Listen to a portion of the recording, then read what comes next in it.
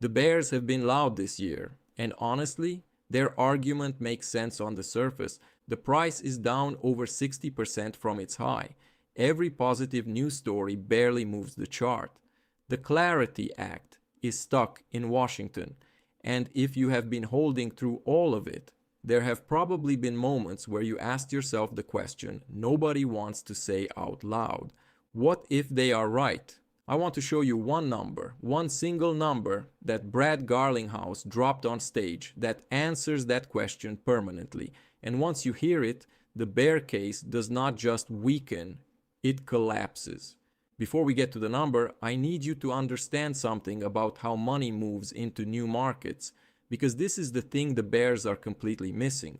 When the internet was first commercialized in the mid-1990s, most institutional investors refused to touch it. The technology was real. The infrastructure was being built. But the money stayed on the sidelines because the legal and regulatory framework was not clear enough for major institutions to justify the risk. Then the framework arrived, and what followed was one of the greatest transfers of capital in human history. XRP holders have been living through the exact same waiting period. The technology is real. The infrastructure is being built. Real institutions are already running live transactions on this ledger. But the institutional money, the serious, large-scale, generational money, has been sitting on the sidelines, waiting for the door to open. Here is the question nobody is asking loudly enough. How much of that money has actually arrived yet? That is exactly what Brad Garlinghouse answered on stage at Binance Blockchain Week in December, and the answer should stop every bear in their tracks.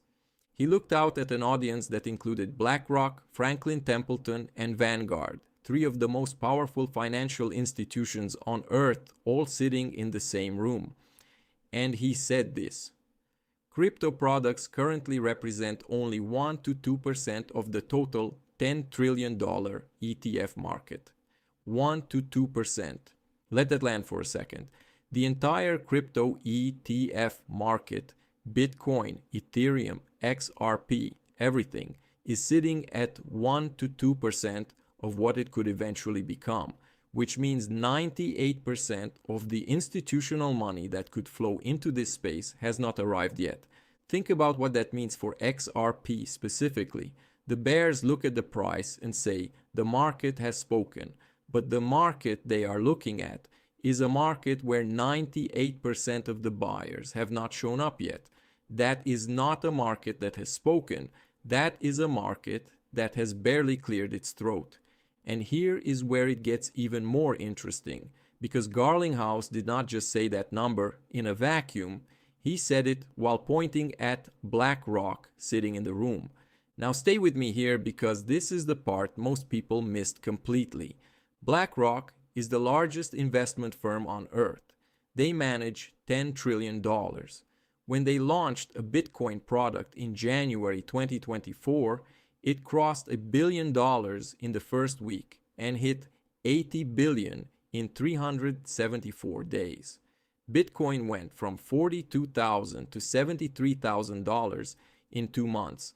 Not because Bitcoin changed, because the door opened and 98% of the money that had been waiting outside finally had a way in. That door does not exist for XRP yet from BlackRock, but Garlinghouse was pointing at them in the room. The CEO of Canary Capital, one of the firms already running an XRP product, has said publicly that BlackRock watches demand closely and moves when the commercial case is undeniable. 6 existing XRP products have already accumulated over $1 billion combined. The threshold that makes BlackRock move is $3 billion. We are already 1/3 of the way there. And if the Clarity Act passes before August, permanently locking this asset's legal status into federal law, analysts project $4 to $8 billion in fresh institutional inflows almost immediately. That crosses the BlackRock threshold overnight. Now let me be straight with you, because I am not here to just make you feel good. BlackRock has not filed anything for XRP yet. The Clarity Act has not passed yet. The 98% of money Garlinghouse is talking about has not arrived yet. These are signals and trajectories, not guarantees. Anyone telling you the price is going to a specific number by a specific date is guessing, including the people with the biggest audiences. But here is what is not speculation. The CEO of Ripple stood on stage in front of BlackRock, Franklin Templeton, and Vanguard and told the world that crypto is at 1 to 2% of its potential institutional penetration. He said Vanguard, a firm that spent years saying they would never touch crypto, has now had a massive sea change. He said these institutions are not just curious. They are in the room, they are on stage. They are already moving. The bears are looking at a price chart and calling it evidence that nothing is happening. But the price chart reflects 1 to 2% of the money. It does not reflect the other 98%. That is the number nobody talked about after that speech. That is the number that destroys the bear case.